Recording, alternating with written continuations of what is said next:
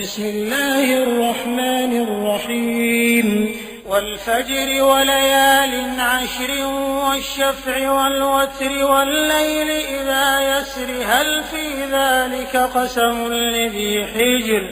ألم تر كيف فعل ربك بعاد إرم ذات العماد التي لم يخلق مثلها في البلاد وثمود الذين جابوا الصخر بالواد وفرعون ذي الأوتاد الذين طغوا في البلاد فأكثروا فيها الفساد فصب عليهم ربك سوط عذاب إن ربك لبالمرصاد